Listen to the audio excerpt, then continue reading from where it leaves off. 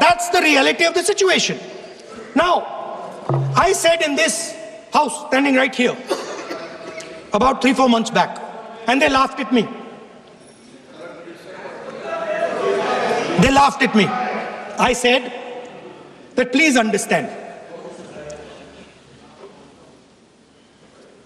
that India's biggest foreign policy challenge has been to keep Pakistan and China separate. And I said here that I am sad to say that you have destroyed the single biggest, most important goal of Indian foreign policy.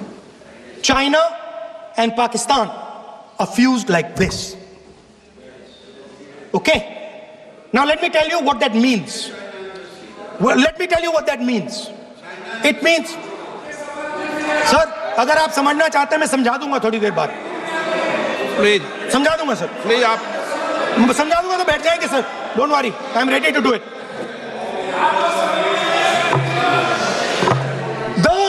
What happened actually, the truth of what happened, because I have to say that. What happened is that the government of India thought they were fighting Pakistan. And when they arrived, they suddenly realized that they were not fighting Pakistan, they were fighting China and Pakistan. Yes. Meaning that the Pakistani army was attached.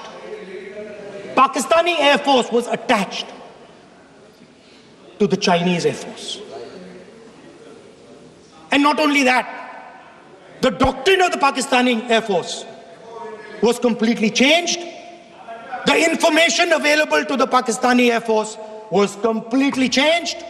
And the Chinese were feeding information, critical battlefield information, satellite information, targeting information to the Pakistanis.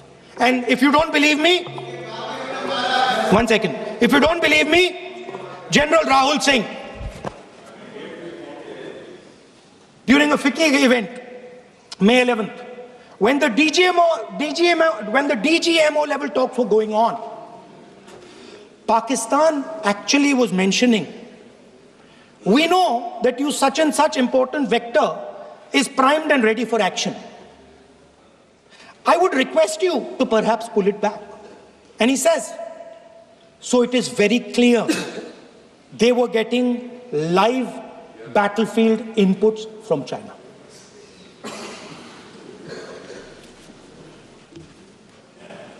If you had listened to me here,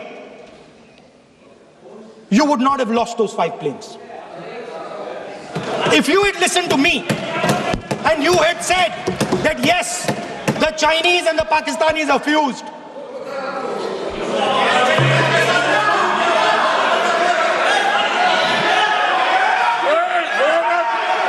sir, EM, External Affairs Minister says, yesterday in his speech, he says, the two-front war concept is a very old concept. I don't know what he's talking about. The two-front war concept is gone. It doesn't exist anymore. There is now a unified front concept where there is only one unified single front, and war is going to be held on multiple domains: space, electromagnetic, cyber, undersea, air, space, air, land, sea. So he does not even understand the basics of warfare. He's talking about two-front. That ship has sailed long ago. Speaker, sir, how did this integration between Pakistan and China take place? I want to make it clear. There is a center called CENTIAC, Center for AI and Computing, that was built in Pakistan with Chinese help. That was built in Pakistan with Chinese help. And the aim of the center is to integrate the Pakistani Air Force with the Chinese Air Force and make and transform the Pakistani Air Force into a network-centric Air Force.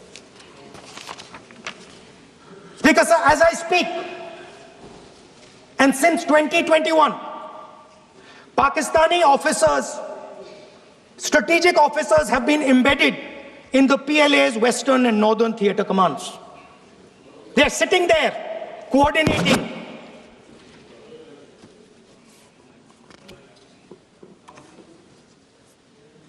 So it is important to understand that you did not have political will, that you did not give freedom of maneuver. But there is another problem. And the problem is that we are now facing not just China, not just Pakistan, but China and Pakistan fused as one militarily. Speaker, sir, it is dangerous in this time for the Prime Minister to use the forces to protect his image. It is dangerous for the country.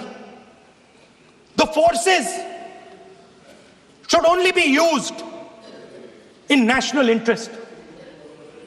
The forces should be used with freedom. If you want them to be used, you want to unleash a tiger, free him. Do not tie his hands behind his back. Do not go to the Pakistanis and say, listen, don't escalate. Then go all the way. Then fight properly and defeat them once and for all. Don't have President Trump tell you that I have stopped the war 29 times. Have the courage to tell him, no, to hell with you. You can't stop any war. We're going to fight.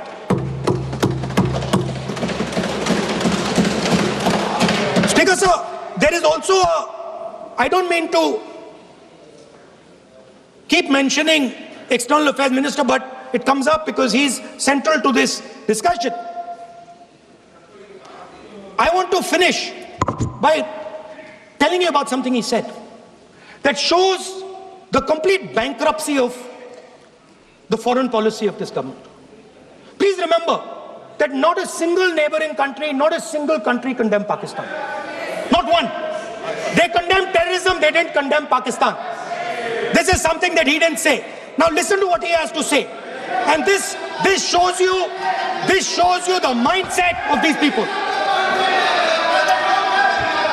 This explains why in his entire discussion yesterday of 1 hour, the defense minister did not say the word China. This explains it. And let me read the quote from the External Affairs Minister. Look, China, are the bigger economy. What am I going to do? As a smaller economy, am I going to pick a fight with the bigger economy? It is not a question of being reactionary. It is a question of common sense. Meaning he is scared. And this is the point. The point is that we are now facing in front of us Chinese and Pakistani fusion.